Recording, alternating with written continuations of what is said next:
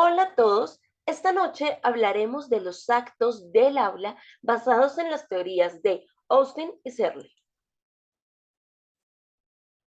Iniciamos con la filosofía del lenguaje. Según Searle, en su libro de Actos del Habla, en la página 14, manifiesta que la filosofía del lenguaje proporciona descripciones filosóficas a las características generales del lenguaje, como la referencia, la verdad, el significado y la necesidad.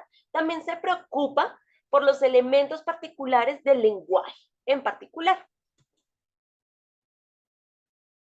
En este primer apartado hablaremos de la teoría de los actos del habla por Austin.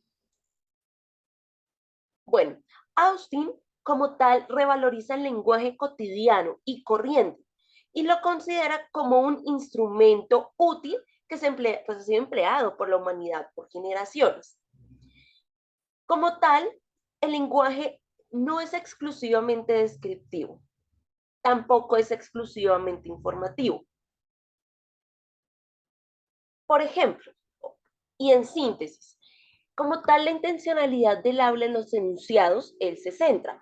Enunciados, ¿solo se pueden ser verdaderos o falsos? Pues él dice que no, que también existen unas preposiciones, que son constatativas o descriptivas, que son las cosas vinculadas a la realidad, verdades o falsas, que estos hacen referencia a los enunciados. Y están los performativos o realizativos.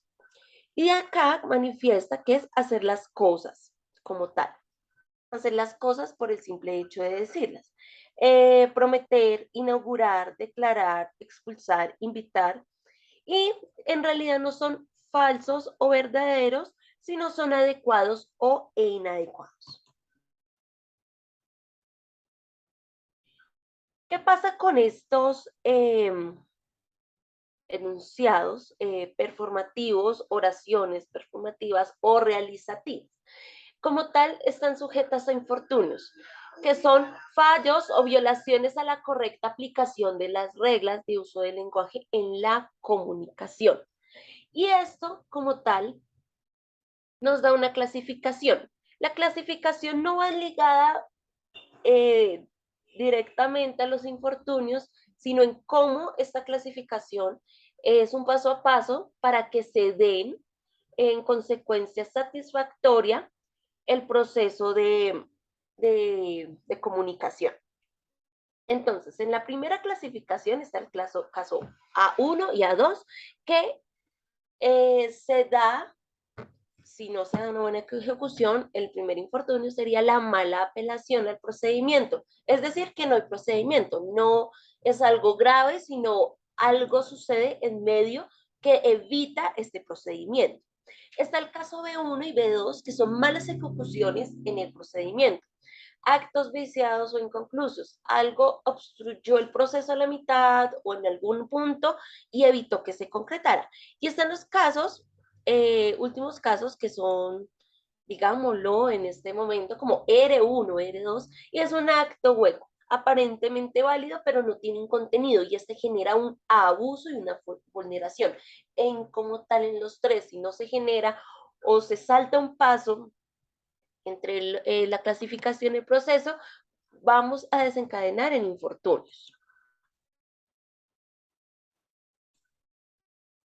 Por el contrario, según los actos del habla, en la teoría de Searle, que hay que tener en cuenta que él tomó como base la anterior teoría, manifiesta que, bueno, ya no se dividen los actos en perlocutivos y demás, sino aquí hace como un énfasis en que en realidad todo acto, ¿sí? Todo enunciado tiene un significado y una intención.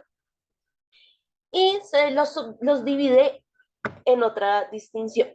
Entonces, primero, acto locutivo, que es el que se realiza por el hecho de decir algo. Es algo como más ligado a la realidad, algo en concreto. El acto ilocutivo hace relación a que se realiza al decir algo y está relacionado mucho con el contexto.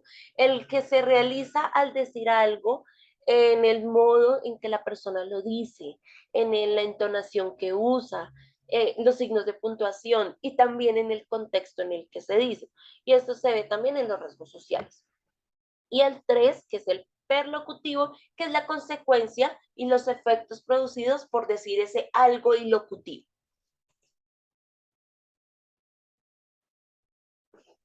Como ya había dicho antes, todo enunciado tiene un significado y una intención.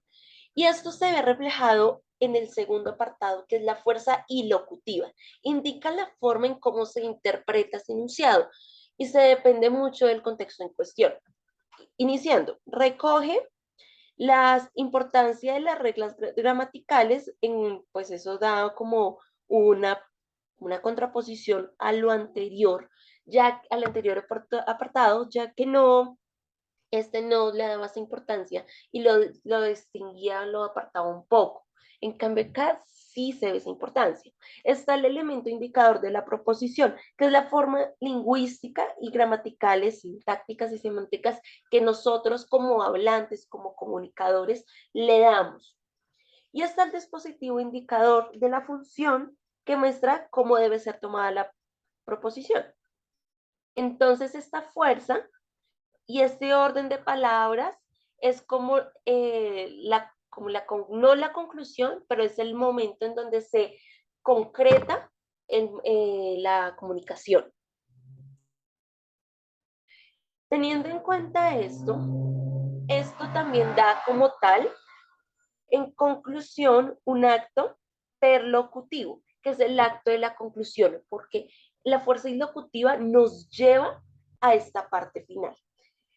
Teniendo en claro que estas son las diferencias entre los dos apartados de Austen y Searle, cabe aclarar que son las filosofías del lenguaje las que nos brinda unas preguntas para poder dar unas respuestas a poder explicar lo que es el fenómeno del lenguaje.